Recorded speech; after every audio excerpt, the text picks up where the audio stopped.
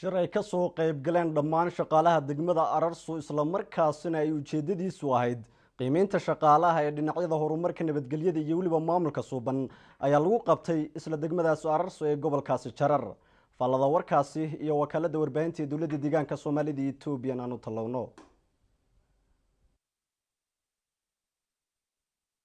shirkan oo ah shir heer sare ah loo soo agaasimay ayaa waxa uu ka dhacay degmada Ararso ee gobolka Jarar waxaana ka soo qayb galay dhammaan shaqaalaha xafiisyada degmada Ararso qaybahooda kala duwan iyadoo oo shirkani uu ahaa mid lagu qiimeynayo shaqaalahani ayaa haddaba wuxuu ku saabsanaa dhinacyada horumarka nabadgelyada iyo maamulka suuban iyo howlaha shaqo ee ka soo qabteen shaqaalahani qorshihii kobaca dhaqaale ee GTB1ka waxaana haddaba qiimeyntani shaqaalaha xafiisyada degmada Ararso ay tahay ujeedadeedu sidii ay wax ooga baran lahaayeen oogana qaadan lahaayeen aragtiyo midaysan si loo soxo daldaloolooyinkii ka jiray adeegyada kala duwan ee dhinacyada horumarka nabadgelyada iyo maamulka suuban ee qorshaha kobaca dhaqaale ee GTB1ka iyadoo oo sidoo kalena ay ooga midho dhalin lahaayeen isbeddelka qorshaha labaad ee kobaca dhaqaale ee GTB2ga waxaa furitaankii shirkaasi ka hadlay kusiisimaha gudoomiyaha degmada Ararso mudane Asad Axmed ayaa waxay noo bilaabanaya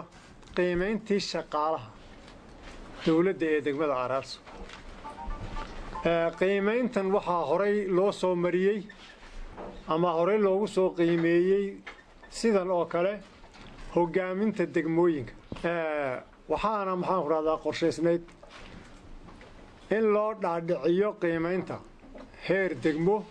ilaa heer qabale waxaan nahay markaa maanta aan wadnaa waa tallaabadii labaad ama steebkii labaad oo ah qiimeynta shaqaalaha heer degmo sidoo kale dhinacooda waxaa qiimeyntani ka soo jeediyey guud ahaan ujeedada shirkani madaxa arrimaha xisbiga ee degmada Ararso mudane Cabdi Jawhar Cabdi iyo madaxa arrimaha siyaasadda ee degmada Ararso mudane Mukhtaar Xasan isku soo wada duubo qiimeyntani loo qabtay dhammaan shaqaalaha xafiisyada degmada Ararso qaybahooda kala duwan waxa uu qayb ka yahay qorshayaasha ay xukuumadda iyo xisbiga dimuqraadiga shacbiga Soomaalida Itoobiya ay ku doonayso sidii ay bulshada ugu xaqabtiri lahayd dhammaan adeegyada bulshada ee 5 sano ee soo socota Axmed Faarax Geed telefishinka caalamiga ee ESTV degmada Ararso ee gobolka Jarar